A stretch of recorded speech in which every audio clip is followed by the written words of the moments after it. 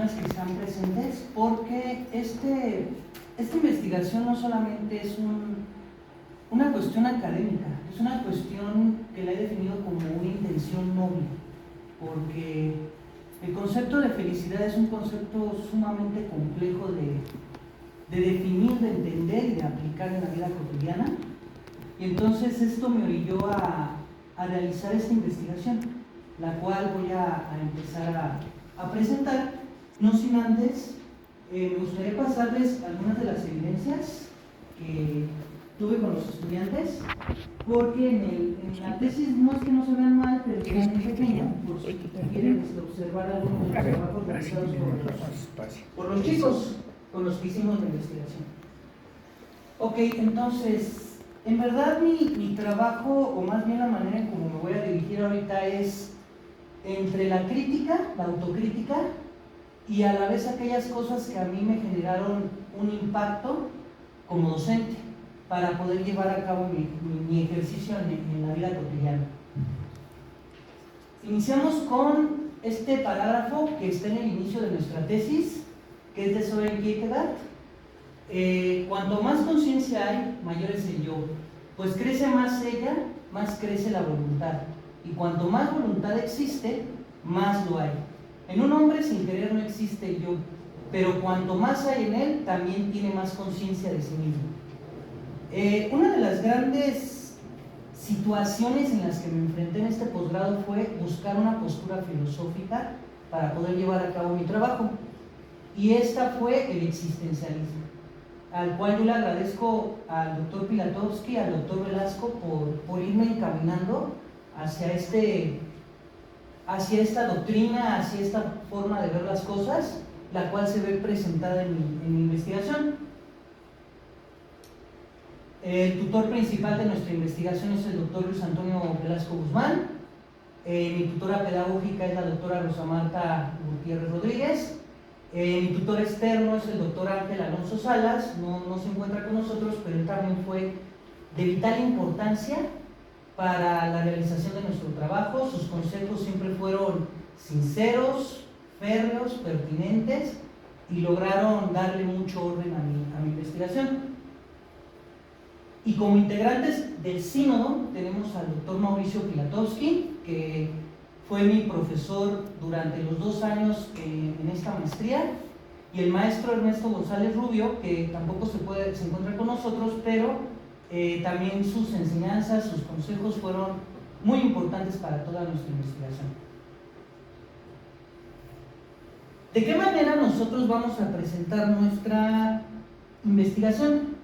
Para esto dividí en 4 partes la presentación. La primera son las cuestiones de entrada para la comprensión de nuestra investigación, es decir, todas esas preguntas que me hice alrededor del tema, del sistema, de los estudiantes, de la adolescencia, para poder llevar a cabo la estructura de esto.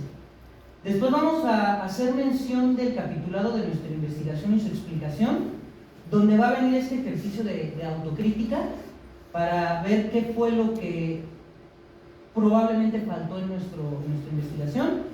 Después llegaremos a las conclusiones, que va a ser vitales y esenciales para lo que les mencionaba sobre mi andar como docente.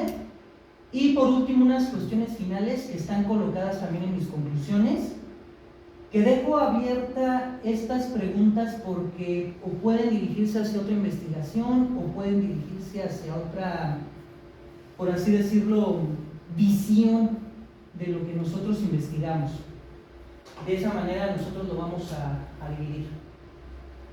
Iniciemos con las cuestiones de entrada. La primera, ¿qué es la felicidad? Todos y cada uno de nosotros nos hemos preguntado en algún momento de nuestras vidas qué es la felicidad. ¿Qué nos hace felices? ¿Qué nos puede hacer felices? O si algo nos hizo felices, pasado, presente, futuro. Esa fue nuestra primera cuestión.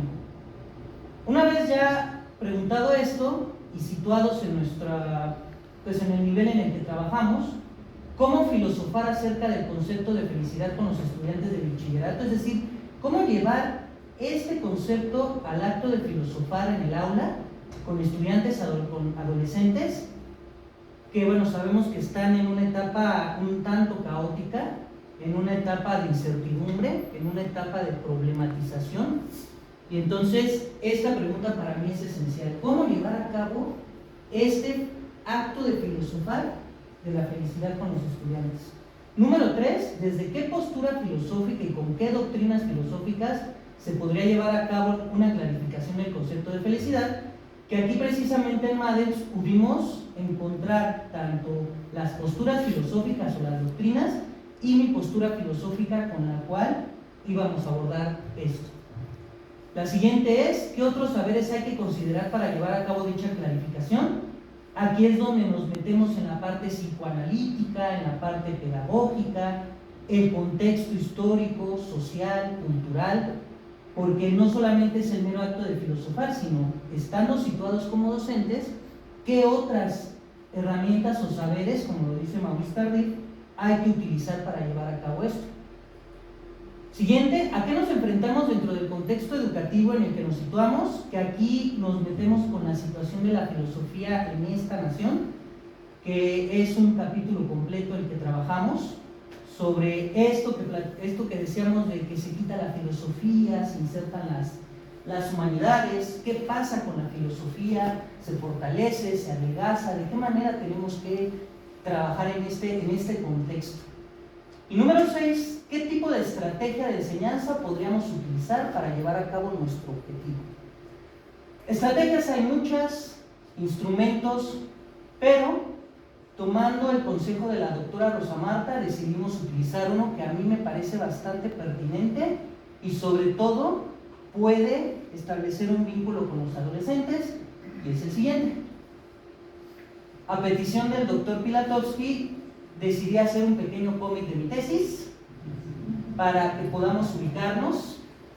Y entonces prácticamente este cómic muestra qué es mi tesis, porque creo que si todo ese bagaje teórico solamente se queda en palabras, probablemente no quede muy claro en algunos aspectos. Entonces decidí hacer esta actividad también para entenderme a mí mismo y para que lo puedan entender los demás, ¿no? ¿Qué es la felicidad? Buena fe y mala fe, que bueno, para el público es algo que trabajó Jean-Paul Sartre. La constante satisfacción de deseos, que es Thomas Hobbes. El ver por mi felicidad y la de los demás, que es Immanuel Kant. Esta es la parte filosófica de mi trabajo. En la parte psicoanalítica tenemos a Arminda Verasturi, que habla de la adolescencia, que tiene 3 duelos con los que tiene que lidiar. En el caso de Eric Fromm, situándonos dentro del modelo neoliberal, que es el tener contra el ser. Eric Erikson, que dice que la adolescencia es un estadio psicosocial. Y después nos metemos a la parte pedagógica, donde ¿qué es el constructivismo? Es decir, qué forma de ver la enseñanza-aprendizaje vamos a trabajar. Lo puse a manera de pensamiento porque es algo que pensamos, que meditamos, que visualizamos, analizamos para ver si había opción con ello. Filosofía, el acto de filosofar, es decir, una cosa es la filosofía como asignatura y el acto de filosofar, que dentro de mi trabajo de investigación pues es un acto humano, ¿no? Todos siempre estamos en constante cuestionamiento de lo que somos, de lo que vivimos y de lo que hacemos. Maurice Tardif con los saberes docentes para darle fuerza a esta situación de lo pedagógico. Y nuestra estrategia es el cómic, que es el último dibujo. Y prácticamente este cómic muestra lo que es mi tesis, a grosso modo, repito, a petición del doctor Pilatowski para poder ordenar mis ideas. Pasamos al capitulado de nuestra investigación. Capitulado de nuestra investigación. El capítulo 1 es la parte de la filosofía, cuyo título es La contrastación de la felicidad a partir de una ética secular materialista y un idealismo trascendental humanista, un enfoque existencialista. A grosso modo, en este capítulo lo primero que hice fue explicar mi postura filosófica, que es el existencialismo, tomando como base la postura sartreana con conceptos como la nada, conceptos como el ser para sí, el ser en sí, la mala fe y la buena fe. Bueno, de manera sencilla es para poder comprender que nosotros como seres humanos podemos ser los responsables de nuestros actos y de la búsqueda y consecución de nuestra felicidad, del acto de libertad, etcétera, etcétera. Era importante en este capítulo ubicar nuestra postura filosófica porque prácticamente nuestra tesis está sustentada en el existencialismo y también lo que trabajamos con los estudiantes fue desde una postura existencialista. Posteriormente hablamos de lo que es la ética secular materialista, que, bueno, a petición del doctor Velasco se le llamó así al concepto de felicidad de Thomas Hobbes, donde Thomas Hobbes habla de que la felicidad es una constante satisfacción de deseos, es un acto egoísta, es un acto que me permite poder darle plenitud a mis pasiones, cumplir con todo aquello que me haga sentir bien. Y entonces nosotros en este capítulo explicamos tanto de dónde surge este concepto como cuál es su definición que viene en el libro de Yucatán. Posteriormente trabajamos con el idealismo trascendental humanista, que es Immanuel Kant, que bueno, sabemos que Kant es toda una gran enciclopedia filosófica, es un antes y un después con Kant, pero nos centramos en el concepto de felicidad, trabajando esta cuestión del imperativo categórico, donde Kant dice que sí, los seres humanos buscamos la felicidad, pero la felicidad queda en un segundo término porque hay algo que se llama el bien moral, es decir, tenemos que ver por los demás como seres humanos. Y entonces Kant a grosso modo dice que sí podemos ver por nuestra felicidad, pero también podemos ver por la felicidad del otro, e inclusive eso también nos puede hacer felices. A diferencia de Hobbes, que es un acto más egoísta, Kant maneja que la felicidad puede ser un acto que nos puede llevar a un bien supremo e inclusive una sabiduría. Posteriormente los contrastamos, es decir, buscamos las diferencias entre cada uno de ellos, pero lo hicimos dentro del neoliberalismo, es decir, dentro del modelo económico político en el que vivimos, y ahí tomamos como referencia a Zygmunt Bauman y mi enfoque, e hicimos esta contrastación, porque precisamente eso es lo que situamos con los estudiantes, es decir, Kant es esto, dice esto, Hobbes dice esto, las diferencias son estas. Ahora, en el contexto en el que vivimos, ¿dónde están situadas? ¿Ustedes son felices con lo que tienen? ¿Su felicidad es un acto egoísta? ¿O la felicidad que ustedes simulan o aparentan ante los demás es una felicidad en busca de un bien moral o vuelve a ser una felicidad de índole egoísta? Entonces, prácticamente este capítulo es el componente filosófico, y aquí mi autocrítica sería que yo creo que la parte de la terminología, los conceptos, estuvo de más, pero a mí me sirvió mucho para poder ubicar las definiciones de felicidad en alemán y en inglés, sobre todo con Hobbes y Kant. Esa parte yo creo que no debía haberla colocado como tal, pero a mí personalmente me sirvió mucho para poderme ubicar.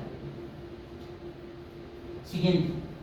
El capítulo 2 es la parte psicoanalítica, cuyo título es El acto de filosofar en la adolescencia desde un enfoque psicoanalítico, actitudes y actitudes filosóficas ante los duelos presentes y los agentes contextuales.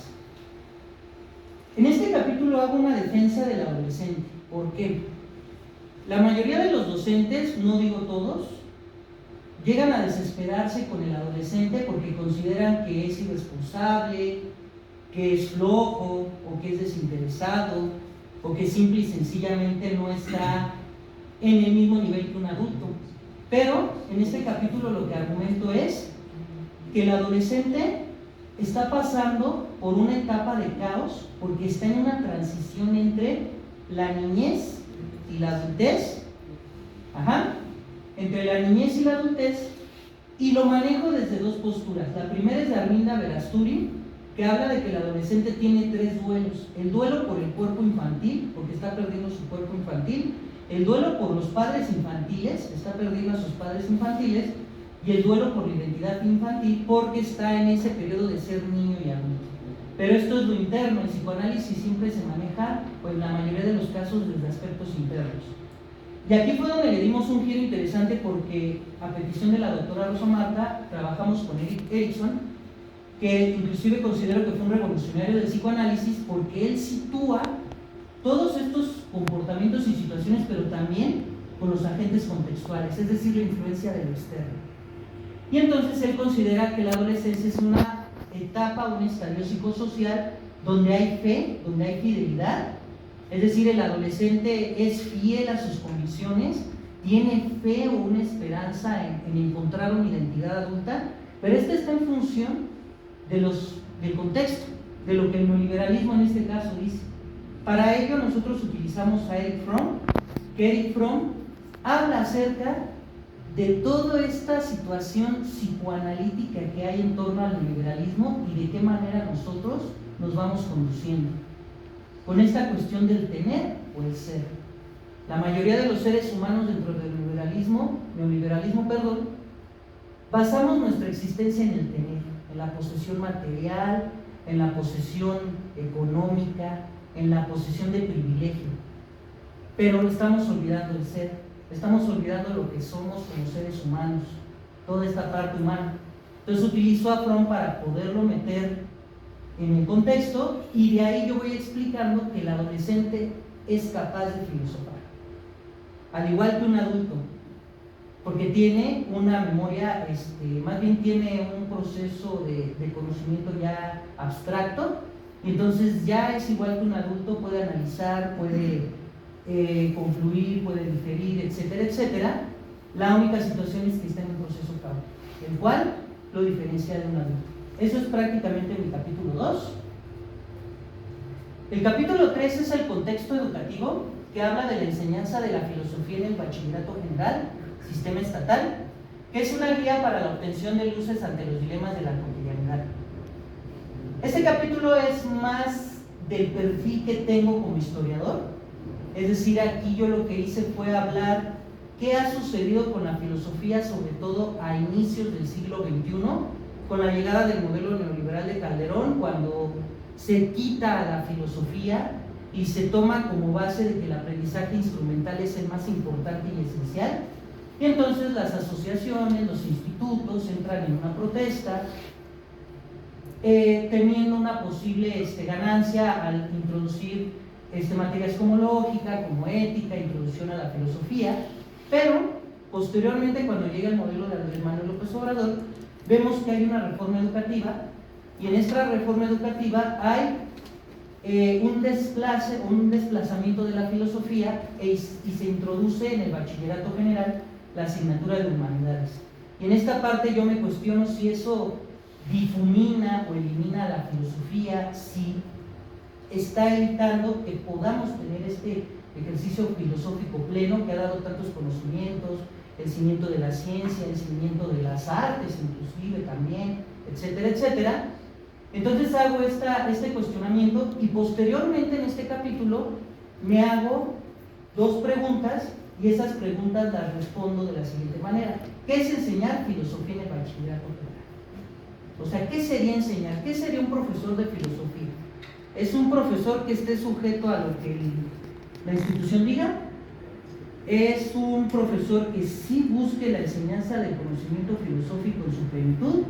Etcétera, etcétera. Y de ahí viene la siguiente, que se divide a su vez en dos preguntas. ¿Qué es ser un profesor de filosofía, un docente? ¿Y qué sería aprender filosofía? Y en esta parte involucro lo que el estudiante es. ¿Qué es lo que el estudiante necesita? Porque sería muy fácil yo como docente decir, pues yo vengo y hablo de Nietzsche, hablo de Kant, hablo de Hobbes, hablo de Benjamin, etcétera, etcétera, pero el estudiante tiene conflictos, el estudiante está preguntándose cosas. Y entonces aquí es cuando tomamos a Alejandro Cerletti y Horacio Cerruti, que dicen que la filosofía puede ir al revés, es decir, de los cuestionamientos de la cotidianidad hacia los planteamientos filosóficos. Es decir, tomar lo que le inquieta al estudiante, utilizar las doctrinas filosóficas, y esas doctrinas filosóficas que le sirvan para entender su contexto, entender sus situaciones. Y no al revés, que es hablar de Sócrates o de Aristóteles, pero que eso quede o que corte la situación y el estudiante diga, bueno, este conocimiento para qué me va a servir en la vida. Ajá. Entonces ese es el capítulo número 3. Y repito, ahí utilicé un poco de mi formación histórica para irle dando un recorrido. La autocrítica que hago en este capítulo es que yo creo que debí haber profundizado un poco más sobre el contexto. Siento que me quedé muy corto, porque solamente hago las menciones de los cambios de las reformas, pero no voy más allá. Eso es lo que yo percibí al momento de hacer mi investigación. Capítulo 4, el último, es el componente pedagógico.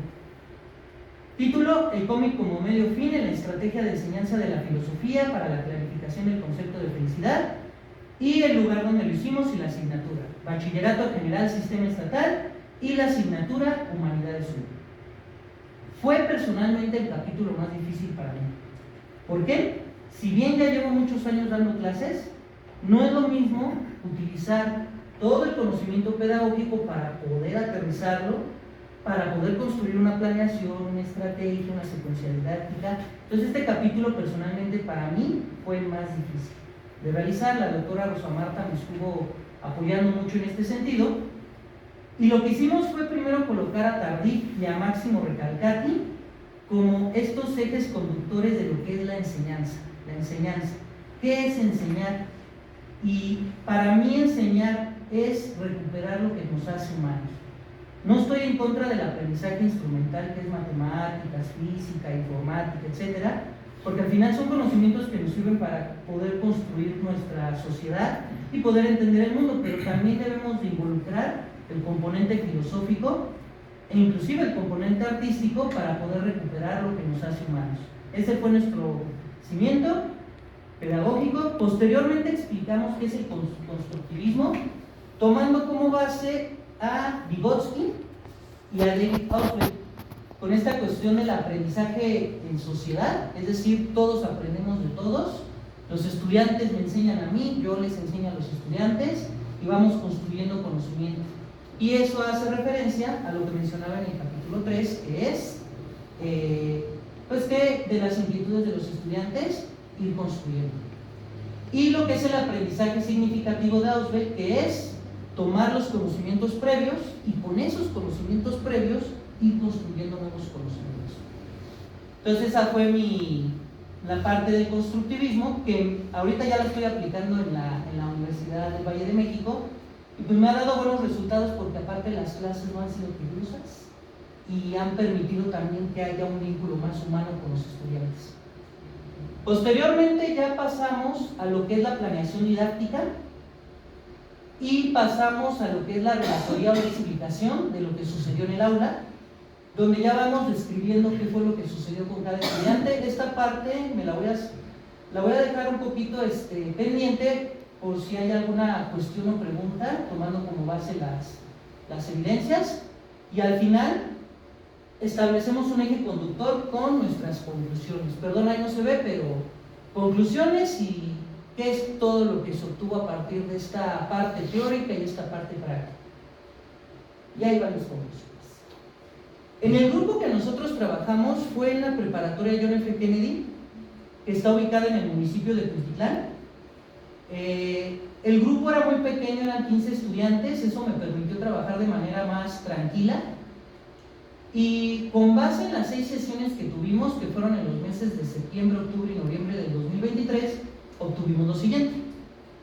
En 10 de 15 estudiantes del grupo hubo una clarificación del concepto de felicidad. En un estudiante hubo una clarificación relativa. En 4 de 15 estudiantes construyeron una definición de la felicidad a partir de las dos posturas, o sea, utilizaron las dos posturas e hicieron una nueva definición. 3 de 15 se inclinaron más hacia la definición de Hobbes, que la felicidad es buscar lo que yo quiero sin importar lo que los demás piensen, sin pisotear a alguien más, etcétera, etcétera.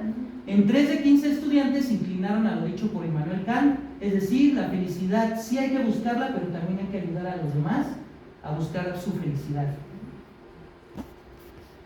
Si lo vemos en números, el 73.33% del grupo clarificó el concepto de felicidad, incluida al estudiante con su clarificación relativa, y el 26.66% no logró dicha clarificación por factores ajenos a la secuencia didáctica, que fue ausentismo, fue cuestiones de que luego llegaban los profesores a interrumpir la clase, es decir, factores que personalmente considero no pude yo manejar. Esa es otra de mis autocríticas. No supe de qué manera involucrar a estos estudiantes para que no se quedara inconclusa la actividad. Y por último, estas 3 preguntas son las que hago mis conclusiones y son las que están abiertas para posteriores investigaciones o para poder ampliar la investigación. La primera es: ¿por qué nuestra evaluación no considera porcentajes de calificaciones en las actividades realizadas y al COMI como producto? Si bien estoy consciente de que la evaluación sumativa es importante en una institución, repito, mi intención con esta investigación fue de nobleza, es decir, buscar ayudar a los estudiantes a que se cuestionaran sobre la felicidad, y solamente hice algunas evaluaciones en cuanto a lo filosófico, ver si realmente estaban comprendiendo los conceptos, e invito al lector, si es un docente, a que si él considera que puede poner porcentajes en una actividad semejante, lo haga, etcétera, etcétera. Pregunta número 2: ¿se puede saber si esta ampliación del horizonte vivencial dada a partir de la clarificación del concepto de felicidad puede otorgar un bienestar existencial? Ahí yo lo que dije fue frenar hasta el aula, es decir, se amplió el horizonte vivencial, lo pude constatar con los estudiantes, pero si eso da un bienestar existencial ya no lo puedo saber, porque ellos van a casa, tienen una educación, tienen un contexto en el que están. Ahí habría que hacer otra investigación, que sería bastante complicada. Y número 3, si la filosofía es pertinente para los estudiantes del aula del nivel medio superior, ¿esta puede ser pertinente para toda la sociedad? Yo considero que sí, porque creo que el motor de toda sociedad para su progreso o su decadencia es la educación. Entonces, si nosotros desde cierto punto espaciotemporal le damos preponderancia e importancia al quehacer filosófico en el aula, podemos crear una sociedad más crítica, más pensante, quizás no para destruir un sistema, pero sí para que tenga un acto de conciencia más complejo de sí mismo y del todo. Y creo que esto podría ser objeto de otra investigación. De hecho, me quedé pensando que podría ser material para un doctorado eso, si la filosofía es pertinente en las sociedades de educación. Y por último, quiero darle unas infinitas gracias a todos por su atención.